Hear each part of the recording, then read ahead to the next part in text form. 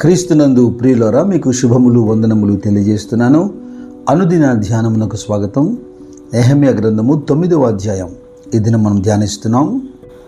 ఈ నెల 24వ దినమందు ఇజ్రాయేలీయులు ఉపవాసం ఉండి గోనె పట్టలు కట్టుకొని తల మీద ధూళి పూసుకొని కూడి వచ్చిరి. పాత నిబంధన కాలంలో ప్రజలు వారు పశ్చాత్తాపడేదానికి సూచనగా ఈ విధమైనటువంటి ప్రాక్టీసెస్ వాళ్ళు చేసేవారు. వారు ఉపవాసం ఉండేవారు, వారు బూడిదలు కూర్చునేవారు, వారు గోనెపట్ట కట్టుకునేవారు, తల మీద ధూళి కూడా పోసుకునేవారు. ఇలాగున బహుగా తమను తాము దుఃఖపరుచుకుంటూ దేవుని యుద్ధ ప్రార్థించటం వారికి అలవాటు. ప్రవక్త అయినటువంటి యోనా వెళ్ళి నినవే పట్టణానికి గొప్ప కీడు కలగబోతుందని ప్రకటించినప్పుడు నినవే పట్టణంలో రాజుతో సహా దేశస్థులందరూ, పిన్నలు పెద్దలు అందరూ ఈ విధమైనటువంటి ఉపవాస ప్రార్థన చేశారు. ఇజ్రాయేల్ రాజుల్లో ఎవరు ప్రవర్తించినంత భయంకరంగా దుర్మార్గంగా ప్రవర్తించిన ఆహాబు సైతం దేవునికి భయపడి ప్రవక్త హెచ్చరిక చేసినప్పుడు ఇలాంటి ఉపవాసం చేశాడు. రాజుల మొదటి గ్రంథం 21వ అధ్యాయం మనం చూడగలుగుతాం. అయితే ప్రవక్తలు కూడా ఎంతోమంది ప్రజల కోసం ఉపవాసం చేశారు. దానియేలు గ్రంథం 9వ అధ్యాయంలో దానియేలు ఉపవాసం మనకు తెలుసు. అయితే ఇక్కడ ఒక ప్రాముఖ్యమైన విషయాన్ని మనం గుర్తించాలి. ఇటువంటి ప్రాక్టీసెస్ అంటే ఇటువంటి విధానాలు నూతన నిబంధనలో క్రీస్తుతో సహా అపోస్తులు కానీ, శిష్యులు కానీ, సంఘ పెద్దలు కానీ ఎక్కడ ఎవరు కూడా ఆచరించలేదు. మీరు గమనించండి. చాలా విషయాలు, పాత నిబంధన విషయాల్ని క్రీస్తు రూపుమాపాడు. శాస్త్రులు, పరిచయులు వేషధారులుగా ఉపవాసం ఉండటాన్ని ప్రభు ఖండిస్తూ వచ్చాడు. ఇప్పుడు బాహ్య సంబంధమైన విషయాలకు ఎక్కువ ఆధిక్యత ఇవ్వకుండా హృదయాన్ని, మనసును మార్చుకోమని ప్రభు ఎక్కువ బోధ చేశాడు. అయితే ఇలాగ మాట్లాడుతున్నందుకు బాధ అనిపిస్తున్నా ఈ రోజుల్లో క్రైస్తవ్యానికి పట్టినటువంటి చీడలాగా ఏదో ఒక కొత్త పద్ధతిని అవలంబించకపోతే ప్రజలు అనుసరించరు కదా. తమను తాము తక్కిన వారి కంటే గొప్పవారిగా, నీతిమంతులుగా చూపించుకునే ప్రయత్నాలు జరుగుతున్నాయి. అపోస్తులు బోధించని బోధన విధానాలు కనబడుతున్నాయి. అక్కడక్కడ మీకు కనబడుతూనే ఉన్నారు. కొందరు మనుషులు ఈ దినాల్లో గోనెపట్ట కట్టుకుంటూ, బూడిదలో కూర్చుంటూ, నెత్తి మీద బూడిద పోయించుకుంటూ మీ కొరకు ప్రార్థిస్తున్నారట. వారు రక్తం కార్చి ప్రాణం పెట్టిన ప్రభు కంటే మిమ్మల్ని ఎక్కువ ప్రేమిస్తున్నట్టుగా నటిస్తున్నారు. జాగ్రత్త.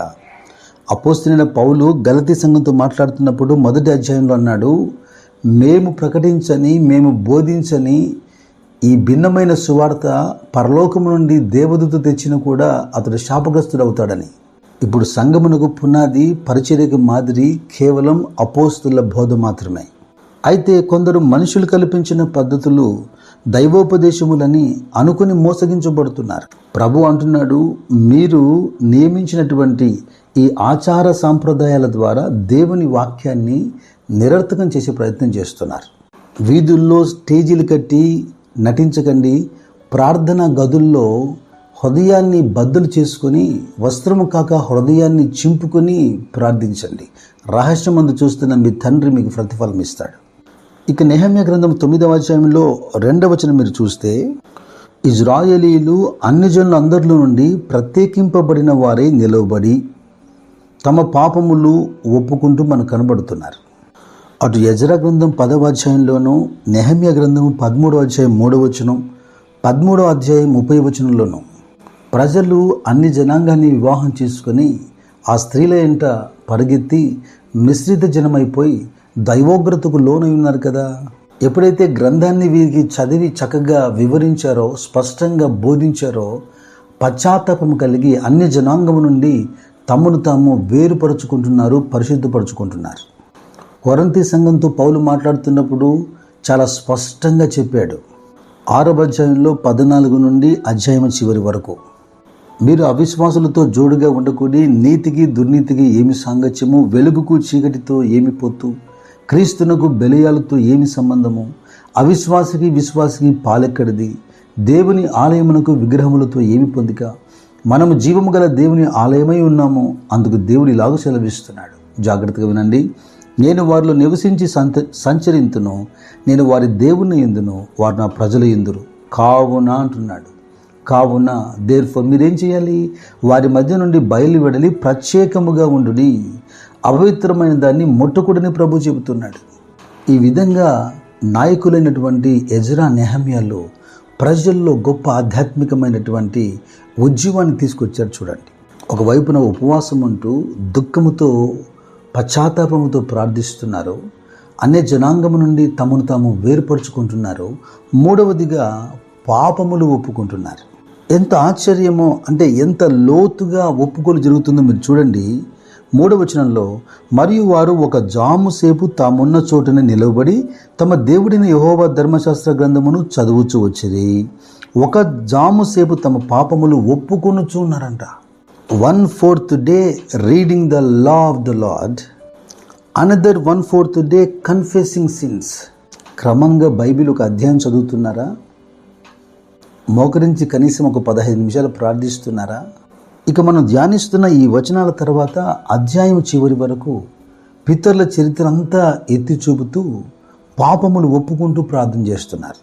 యోహాను భక్తుడు తన మొదటి పత్రికలో 1వ అధ్యాయము 7వ వచనంలోను 9వ వచనంలోను చాలా స్పష్టంగా రాశాడు, మనము మన పాపములు ఒప్పుకునేలా ఆయన నమ్మదగిన దేవుడు గనక మన ప్రతి పాపమును ఆయన క్షమించి కడిగి మనల్ని పవిత్రపరుస్తాడు, దుర్నీతి నుంచి మనల్ని విడిపిస్తాడని. పాఠం వింటున్నటువంటి ప్రియ శ్రోతలు తమ పాపములు ఒప్పుకొని ఉన్నారా? అయితే ఈ పాఠం ముగింపుగా మరొక మాటని జ్ఞాపం చేయాలి. పశ్చాత్తాపం అనేది కూడా మనిషి యొక్క భావోద్రేకాన్ని బట్టి జరిగితే అది తాత్కాలికం అవుతుంది. ఎందుకు ఈ మాట చెబుతున్నానంటే, ఒక జాము సేపు వాళ్ళ గ్రంథాన్ని చదువుతున్నారు, ఒక జాము సేపు పాపాలు ఒప్పుకుంటున్నారు. అంటే వారు పశ్చాత్తాపడేదానికి గ్రంథము కారణమైంది, గ్రంథములోని మాటలు కారణమయ్యాయి. ఏదో ఒక ప్రసంగంలో, ఒక బహిరంగ సభలో ఆ వాక్యం వినడం ద్వారా నీలో పశ్చాత్తాపం కలిగి నువ్వు అక్కడే మారు మనసు పొంది చేయి ఎత్తవచ్చు. కానీ క్రమంగా నువ్వు వాక్యం చదువుటను బట్టి లోతుగా ఒప్పించబడతావు, నిజమైనటువంటి పశ్చాత్తాపం కలుగుతుంది. ఇలాగున జీవితకాలం అంతయు వాక్యము ప్రార్థన, వాక్యము ప్రార్థన కుడి ఎడమల మనకు తోడి మనల్ని నడిపించాలి. అయితే మరొకసారి హెచ్చరిక ఏమిటంటే, మనుషులు కల్పిస్తున్నటువంటి పద్ధతులు, వాటి విషయంలో మీరు మరింత జాగ్రత్తగా ఉండమని మీకు మనవి చేస్తున్నాను. దేవుడు ప్రతి విషయంలో మీకు ఆధ్యాత్మికమైన మెలకువ దయచేయునుగాక. దైవ కృప మీ అందరికీ తోడైనగాక. God bless you.